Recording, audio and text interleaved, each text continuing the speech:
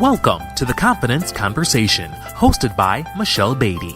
The Confidence Conversation is a series of rich dialogues and insights shared by a variety of professionals in different industries as they unpack their secrets to being confident while sharing the building blocks, career wisdom, and their entrepreneurial journeys.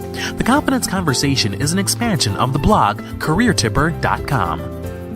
Welcome back to The Confidence Conversation. I'm your host, Michelle Beatty, creator of CareerTipper.com. Episode 10 of The Confidence Conversation features founder and CEO of Sheena Allen Apps, Sheena Allen.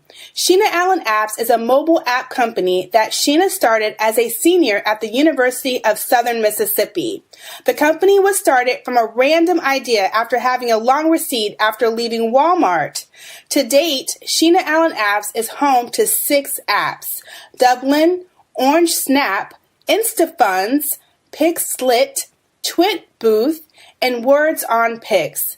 Sheena Allen Apps currently has around 3 million downloads and counting. Sheena is going to chat about how she is confidently establishing her presence in the tech world and reflect upon her lessons learned along the way to date. Sheena, welcome to The Confidence Conversation. Oh, thank you. Thank you. Awesome. Sheena, I'm grateful for you taking the time to chat with me today. Congratulations on the success you've had with your apps. 3 million app downloads is simply commendable. How did you go about choosing your team that helped you accomplish your noteworthy success? It really just came over time. My developers that I use now, they have been the same developers I've probably been using for like the last 2 years. But everything else just came. Usually, some people reached out to me. I usually just contract work out, and I really have a full team myself. But it's about who I can work with. I like working with people, not working. I don't want anybody to work for me. I like people that can work with me. So I want to be able to learn from them. We can challenge each other. And it just came over time and experience. That's excellent. So teamwork makes the dream work. Yes. Awesome. I came across your work researching apps that were suggested in an Instagram course. There's many aspects of your work that I find simply intriguing, specifically your efforts to claim your space within the technology industry. In addition to your determination to create a tech hub that will potentially not only educate the community of your hometown, but bring financial increase. So what has that process of development been like for you?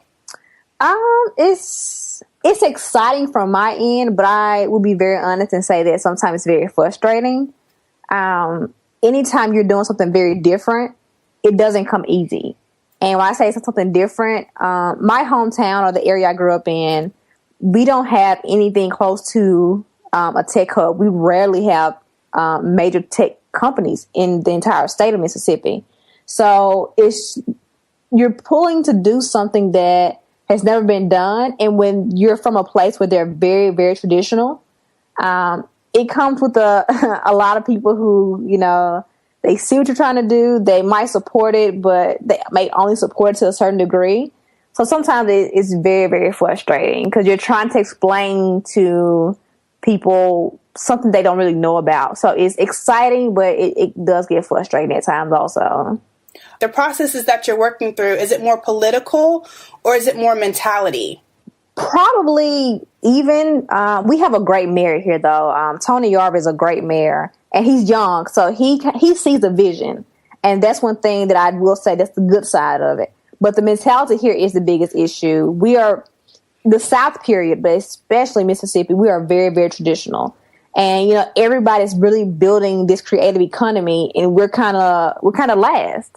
And, you're just trying to break that traditional mold and say, we're going to do something totally different. And the person that's going to start it or is really going to push it is a 26-year-old female. So that's probably the hardest part. Is there any way that different organizations can support you in your efforts and your initiatives that you're trailblazing? I've had a lot of great meetings here with different organizations. So we are trying to come together. I always feel that we get so much further as a group versus just one person. So I'm still having those meetings, and I'm still trying to build the right team and get the right people around me to really get it moving. Best wishes with you with that. I think it's a fantastic initiative that you're doing for your community and for the industry as a whole. Thank you. Thank you. It's going to be worth it in the end. So I'm all for the challenge. Fabulous. Sheena, from your social media feeds, it seems that one of your sources of inspiration is art. Please share how your appreciation for art impacts your work. Art. Oh my gosh. It is definitely one of the things that if, once I get my house, it will probably be artwork everywhere. I will spend money on art before I spend money probably on anything else outside of gadgets, tech gadgets. But it's the fact that art is so deep and it's so creative. And when you're doing tech or when you're doing anything innovative, period, it has to come from a creative space.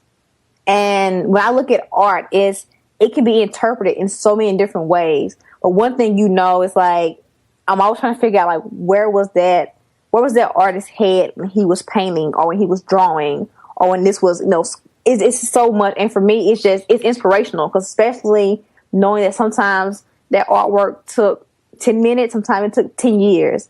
And I think it's incredible because it shows that everybody moves at their own space, but they still can create a masterpiece in the end. What have you enjoyed most about your tech startup journey to date? Definitely the fact that I've been able to inspire other people. When I started this journey, I started off with a random idea. I never knew how far I could go. Mind you, I was in school to be a psychiatrist. So it's, every time I get an email and it's somebody saying, I love your work, you're inspiring. Or somebody stops me when I'm out in public, or when I see people using my app and they might be in Hong Kong, that's the point that it's like, wow. That's a pat on the back too.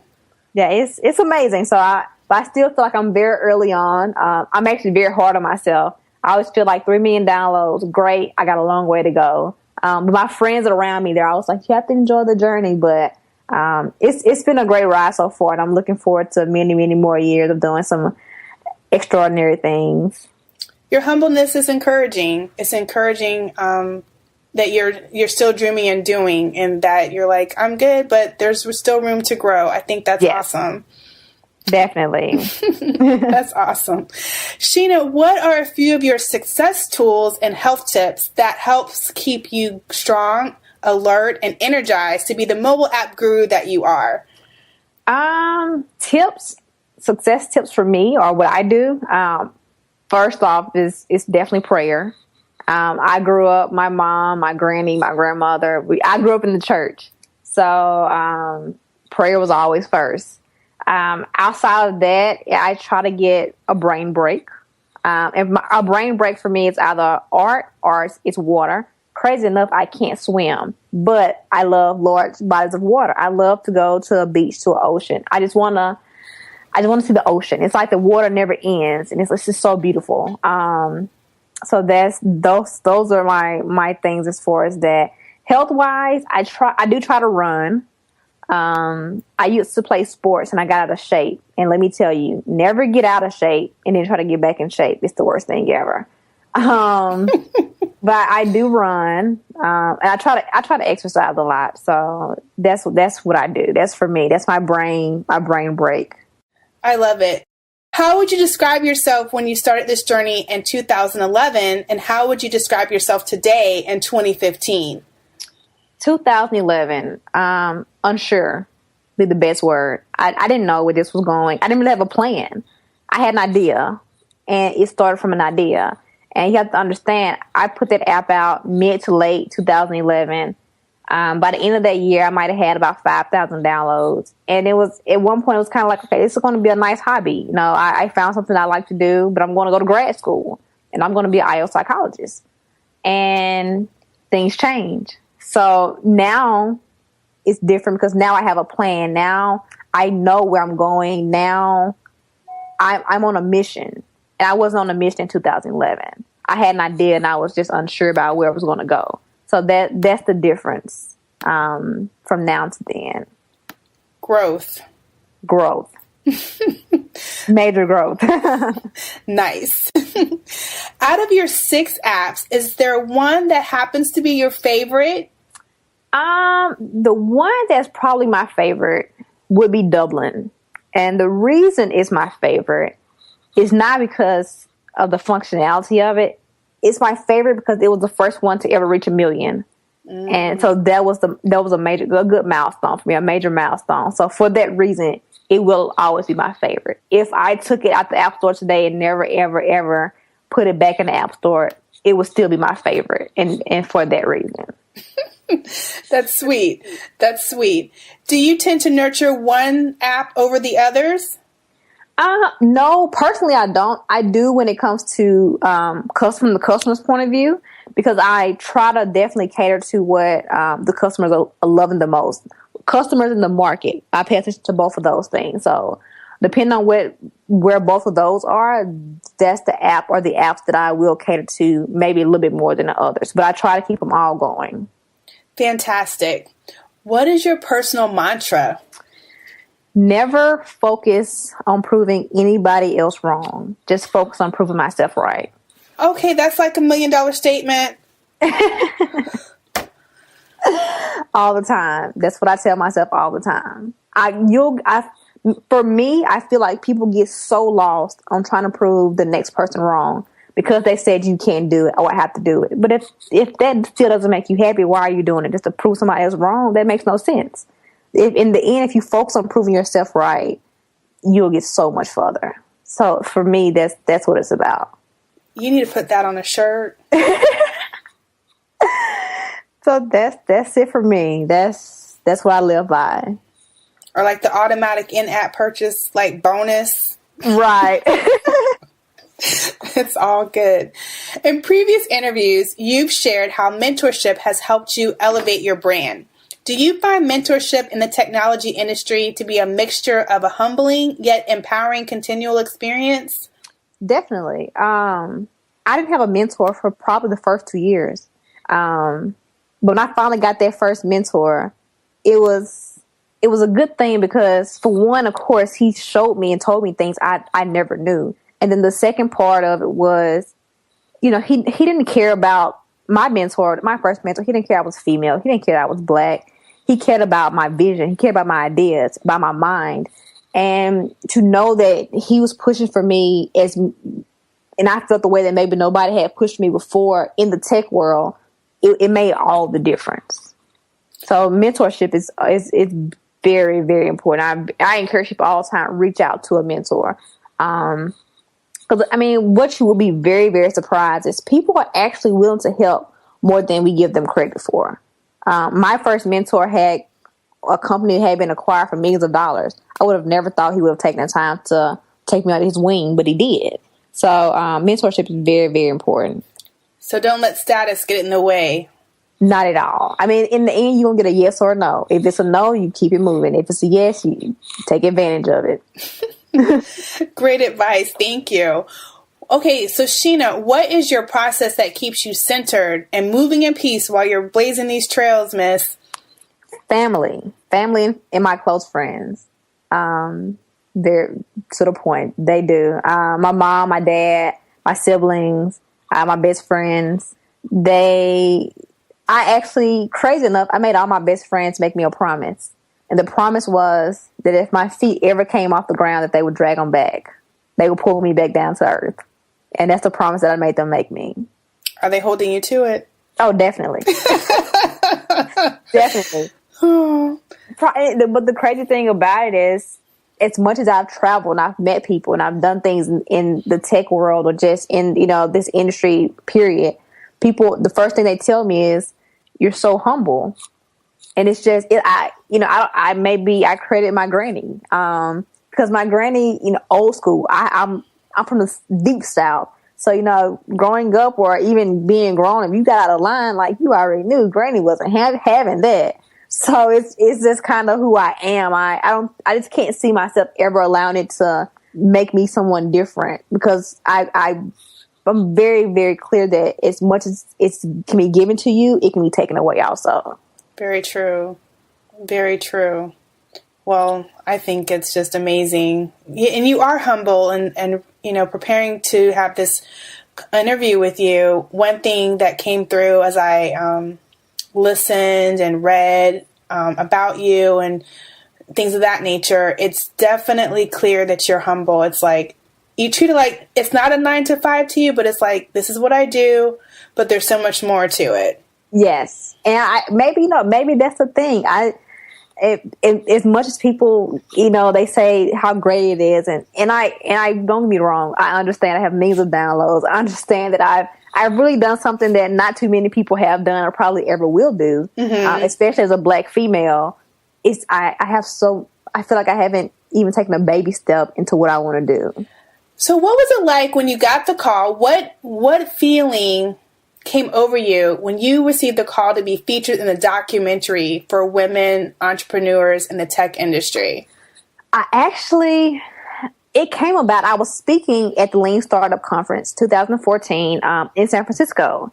And I spoke about pretty much ways to create an app without spending so much money and pretty much following the whole Lean Startup method. And just so happened, one of the producers was in the audience. I actually talked to her afterwards. I didn't even know she was doing a documentary.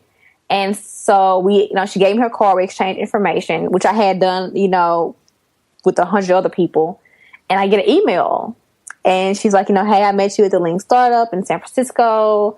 We're doing this documentary. And what's the craziest part of it is this documentary is pretty much complete almost. I mean, it wasn't like this was the very beginning stages of this documentary. They already had their trailer. I mean, it was almost complete. And she was like, because at the time I think they was following 4 main females. And she said, listen, I want you in this documentary. So they pretty much extended it for pretty much a whole nother year to get me in it.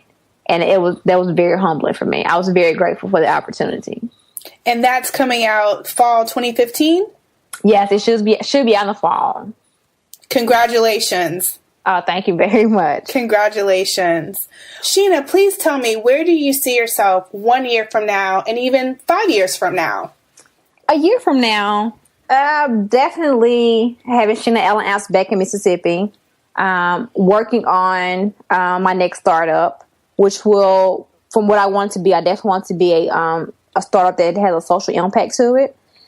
And 5 years from now, I plan on Sheena Ellen Apps still up and going, having probably about 10 to 15 apps, definitely at least 50 million downloads. All right. Various different companies going. I plan on having nonprofits so that I'm definitely increasing STEM programs in areas that don't have them, putting parks in places that don't have parks for these kids to go and have fun. Doing creative camps, music, arts, culinary, anything, especially for the youth, but also for the older individuals. So, everybody has a smartphone now, and I feel like, okay, my dad has one. He calls me like every time he's trying to search eBay. He's like, how do I search eBay? And I'm like, you know what? We got to get this together because this is a problem that a lot of people have, and it's like nobody's catering to them. So I want to do all of that. I mean, for me, it's no limit. I mean, I don't want to do just apps, just tech. I mean, I want to break out and I want to really make my mark in a lot of different areas. I love it. Well, it's clear that you're a dreamer and a doer. So what are a few of your dreams that you plan on doing, and what's your process of dreaming big? To create my own blueprint.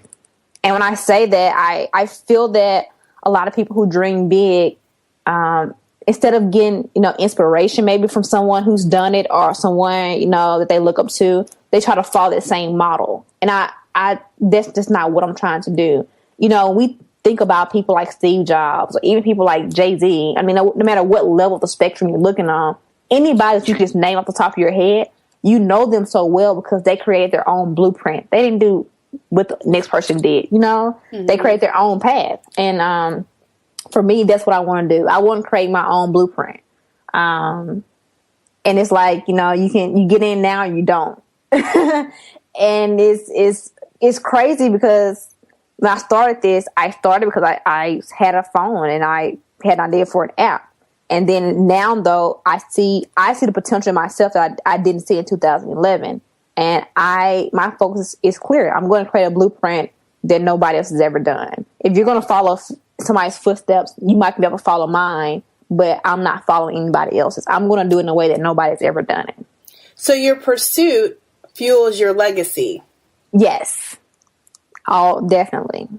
I mean, you have to think, I want to make it so that when I'm dead and gone, it's almost like I'm still here. I mean, we look at us. I mean, the perfect example is Steve Jobs. Steve Jobs is dead and gone, but you use that iPhone every single day almost. iPads. I mean, you still, even when Apple have their, their announcements, nobody's really thinking about Tim Cook. People are still mentioning Steve Jobs, and he's dead and gone. That's a legacy. That's when you're dead and gone, but it's almost like you're still here. That's what I want. You're creating products that is tangible for end users, for yourself. You're maximizing your resources. It's very clear that you are moving and shaking, and you're making everything reality. You're not just talking. So what are some things that you look for in investors and potential partners that want to help you expand your vision? I like someone who I want to, it's exactly what you said, partners, somebody I can work with.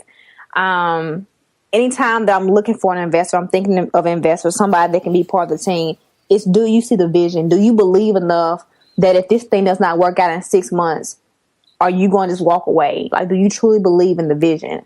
Anything that you're doing and nobody's ever done it, it's not going to happen overnight. But I feel that even within a short period of time that I've done this, I've proven that just because you're not supposed to do it, I've done it. I came from a town of 1,000 people, and, Terry, Mississippi. I'm Black, I'm a female. Yet you're quote unquote not supposed to do this in the tech world. And for me, it's like, I don't care about that. I'm not going to sit around and talk about it and complain about it. I'm going to do it. Like, I don't have time to really, a lot of people, especially now where diversity in tech is really big. And for some people, they're just talking about it. I'm about actions. And if that's the thing that you're going to get with me, you're going to get somebody who is about action, not about talking. I think that's fantastic. I believe that that's a fantastic share, not only for someone that might be listening and would like to partner with you, but also a manager in a Fortune 500 company, or someone just starting out, or even yet someone who might work for someone in a mid-level company or any size level company. That's great advice of perspective. Yeah, I mean, the one thing I tell people, even now when people do ask me maybe to come in and consult or talk to them, I don't have an MBA from Harvard. I don't. And while some people say, well, why are you proud of that? There's one thing to go to school and get a degree, and I can tell you something I learned in a book. But what I'm going to tell you and what I can give you, I got from experience. And you can't put a price tag on that. No, you can't. You cannot. What has made you so confident in Sheena Allen over the years as you've become a mobile app guru? What has helped you advance in your confidence and display it so well and so strong? The vision, knowing where I want to go. If you don't believe in you and you don't believe in that vision, nobody else will. Well stated. So Sheena, I appreciate you joining the Confidence Conversation. Thank you very much. No problem. And I want to end this episode of the Confidence Conversation with this affirmation. There is no guide to being a dreamer and a doer. Start by being willing to launch and following through and learn. Sheena, please share how listeners can get in touch with you. My email is Sheena, SHEENA, D as in Diane, Allen, ALLEN, @gmail.com. Or if you want to follow me on social media, it's facebook.com/Sheena D. Allen. My Twitter and my Instagram is @whoissheena. And for the business, Twitter, Facebook, and Instagram is @Sheena Allen Apps. Fantastic. And you can find me, Michelle Beatty, at careertipper.com and on Instagram at careertipper. Listeners, thank you for joining us today. Thank you for tuning in to this episode of The Confidence Conversation. We are grateful for our listeners and guests. For more career confidence motivation, resources, and to share your comments and feedback about this episode and share future guest suggestions, visit careertipper.com. Until next time, be career confident.